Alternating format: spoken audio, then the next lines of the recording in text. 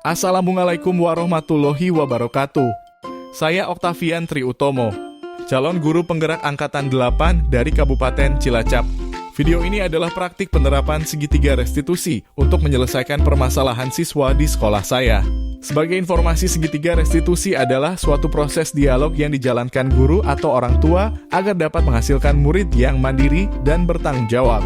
Terdapat 3 tahapan segitiga restitusi, yaitu menstabilkan identitas, validasi tindakan yang salah, dan menanyakan keyakinan.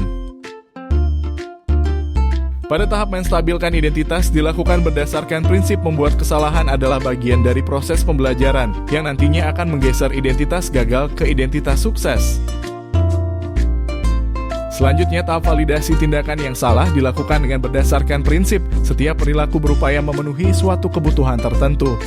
Guru akan bergeser dari pemikiran stimulus respon menjadi proaktif, sehingga dengan mengenali dan mengakui kebutuhan, murid akan memperbaiki hubungan dengan murid. Tahap terakhir adalah menanyakan keyakinan. Pada tahap ini murid akan diberi pertanyaan-pertanyaan bermakna untuk memunculkan motivasi secara intrinsik sehingga mampu mengaitkan keyakinannya dengan tindakan yang salah. Kasus pertama. Pada saat upacara, ada salah satu murid datang terlambat dan tidak memakai atribut seragam yang lengkap. Lalu murid tersebut dipanggil ke ruang kantor oleh Bapak Guru. Bagaimana Bapak Guru menerapkan restitusi pada kasus tersebut? Mari kita simak video berikut. Nadine, tadi saat upacara kenapa kamu baris di barisan yang berbeda dengan teman-temanmu? Ya maaf Pak, tadi saat upacara saya tidak memakai topi. Saya lupa membawa topi saat berangkat ke sekolah. Tadi pagi saya terburu-buru berangkatnya. Oh begitu. Ya pasti kamu bisa lupa membawa topi. Bapak juga kalau terburu-buru bisa lupa seperti kamu. Kenapa kamu berangkat terburu-buru? Padahal biasanya tidak kan? Tadi pagi saya bangun kesiangan Pak. Ibu saya tadi pagi tidak di rumah. Oh iya. Padahal ibu kamu tidak di rumah ya. Bisa saja kamu tidak masuk sekolah, tapi kamu tetap berangkat ke sekolah. Nah sekarang coba kamu pikirkan, dengan terburu-buru sampai kamu lupa membawa topi, kira-kira sesuai dengan keyakinan kamu apa tidak? Tidak Pak, seharusnya saya memakai topi pada saat upacara. Akibat terburu-buru, saya jadi kurang disiplin. Apa kamu meyakini jika disiplin itu perlu dan penting buat kamu? Yakin Pak? Ya betul, disiplin itu dapat membantu kita membangun kebiasaan yang baik. Kemarin mungkin kamu tidak disiplin karena kamu sedang terburu-buru. Sekarang adakah cara agar kamu tidak mengalami hal seperti itu lagi jika kamu sedang sendirian di rumah? Ada Pak, saya bisa memakai alarm di rumah agar saya tidak dibangun kesiangan. Kira-kira kamu bersedia melakukannya? Bersedia Pak. Kalau kamu bersedia, kira-kira kamu akan menjadi seperti apa? Saya bisa menjadi orang yang lebih disiplin lagi Pak. Ya, bagaimana rasanya menjadi orang yang disiplin? Pastinya bangga Pak.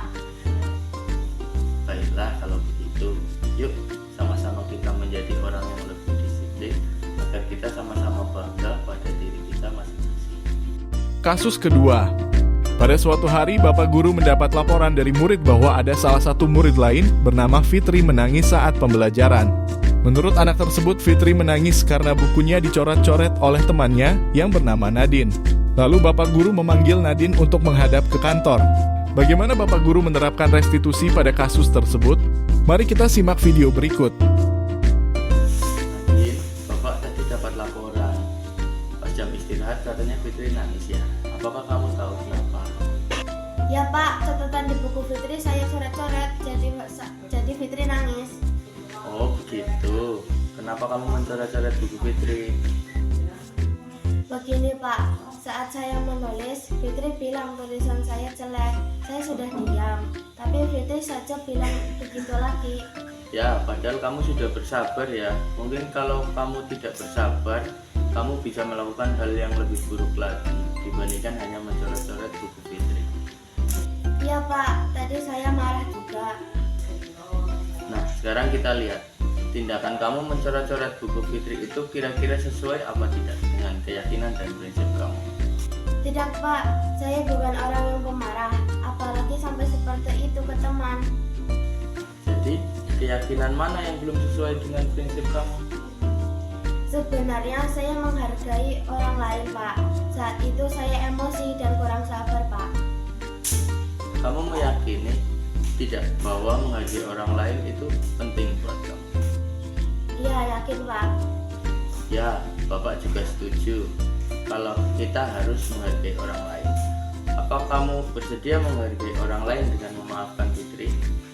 Kira-kira kamu bersedia memperbaiki masalah ini? Bersedia Pak, saya memaafkan Fitri, tapi bagaimana saya dapat memperbaikinya? Jika bersedia menjadi orang yang menghargai orang lain, apa yang bisa kamu lakukan agar catatan di buku Fitri kembali bisa dibaca? Saya akan menulis catatan di buku Fitri kembali Pak. Bagus. Bagaimana rasanya menjadi orang yang bisa menghargai orang lain? Senang Pak. Baik, yuk kita sama-sama menjadi orang yang menghargai orang lain agar hidup kita menjadi senang dan bahagia. Silakan sekarang temui Fitri dan saling memaafkan. Baik Pak, terima kasih. Saya akan menemui Fitri nanti. Terima kasih sudah menyaksikan video dari saya. Salam guru penggerak. Tergerak, bergerak, menggerakkan. Wassalamualaikum warahmatullahi wabarakatuh.